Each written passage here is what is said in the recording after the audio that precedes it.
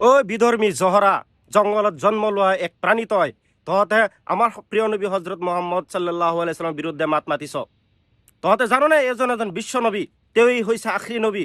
তেওঁৰ জীৱনী আগতে পঢ়ি ল, তাৰপিছত তহঁতে এনেদৰে মন্তব্য কৰিবলৈ আহিবি। তহঁত প্ৰকৃত হিন্দু নহয়, প্ৰকৃত সনাতনী নহয়, তহঁত খ্ৰীষ্টিয়ানো নহয়, তই কোনো ধৰ্মৰ মানুহ নহয়। সেইবাবে তই আজি মুছলমান ধৰ্মৰ এক বিশ্বগুৰুৰ বিৰুদ্ধে তহঁতে এনেদৰে মন্তব্য কৰিছ। তই ধৰ্মগুৰুৰ বিৰুদ্ধে তহঁতে এনেদৰে মন্তব্য কৰিছ। মুছলমানে কেতিয়াও এনেদৰে কাৰো ধৰ্মৰ বিৰুদ্ধে, কাৰো ধৰ্মগুৰুৰ বিৰুদ্ধে এনেদৰে মাত নামাতে।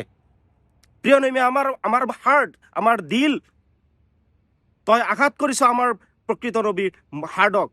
মনত ৰাখিবি, তহঁতৰ শাস্তি হ'বই লাগিব, এদিন নে এদিন তহঁতৰ শাস্তি হ'বই। আগতে ভুল ত্ৰুটি ওলাই দিয়ে তেওঁৰ। সাহস যদি সন্মুখত সাহস আছে যদি তোৰ ভুল এটা ওলাই দেখুওৱা। পৃথিৱীত এনে কোনো প্ৰাণী নাই, আজিলৈকে কোনো চাইণ্টিষ্টে তেওঁৰ ভুল ধৰিব পৰা নাই। গুগলত চাৰ্চ কৰিছা মহামানৱ ভাল মানুহ পৃথিৱীত কোন আছিলে, তেওঁৰ মুহাম্মদৰ নাম আহিব।